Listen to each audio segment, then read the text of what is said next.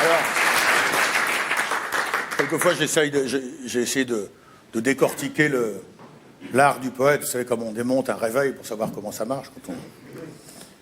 Et comme dans ces premiers vers de l'expiation, il neigeait, on était vaincu par sa conquête. Alors ça, je trouve ce vers admirable. Alors, j'ai bien réfléchi. Alors, je me suis dit, oui, ce qui est très beau, c'est que, il s'agit de Napoléon, bien sûr. Alors, il ne dit pas, il était vaincu par sa conquête. Parce que ça, à ce moment-là, il montrerait du doigt un peu le perdant. Il dit, ouais, l'autre, il est vaincu par sa conquête. Non, on était, donc, on en est un petit peu, quoi. Et c'est vrai qu'on en était un petit peu de cette défaite-là.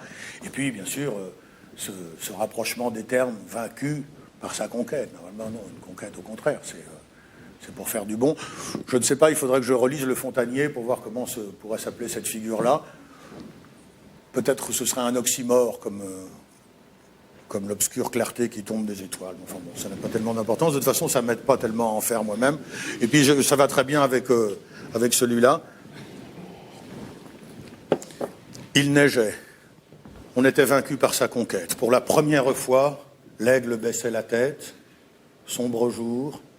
L'empereur revenait lentement, laissant derrière lui brûler Moscou fumant.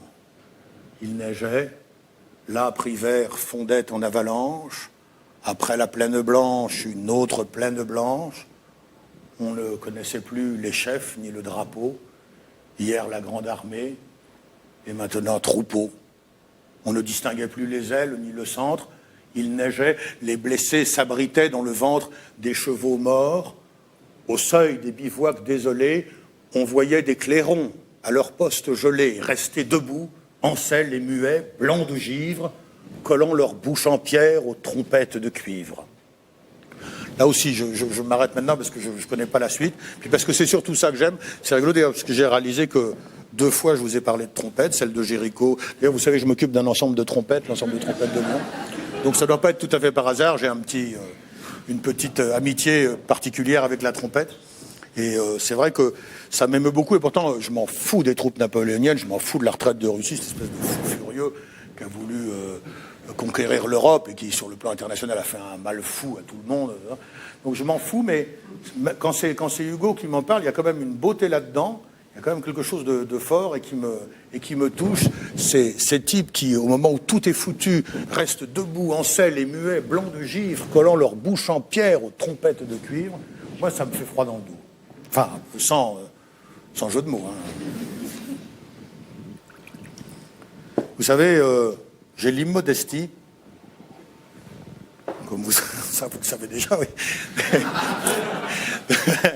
De penser que si Victor Hugo revenait, il me féliciterait. Vous voyez, je ne réclame pas... S'il vous plaît.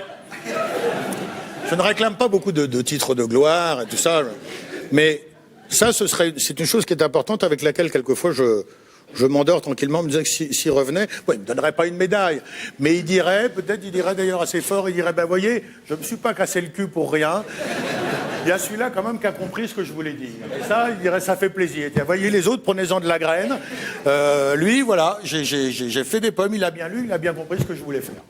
Et puis je pense d'ailleurs qu'une fois que tout le monde serait parti, il viendrait me voir et puis il me dirait, dis donc, c'est quoi cette connerie? C'est vrai que tes copains incarnissons?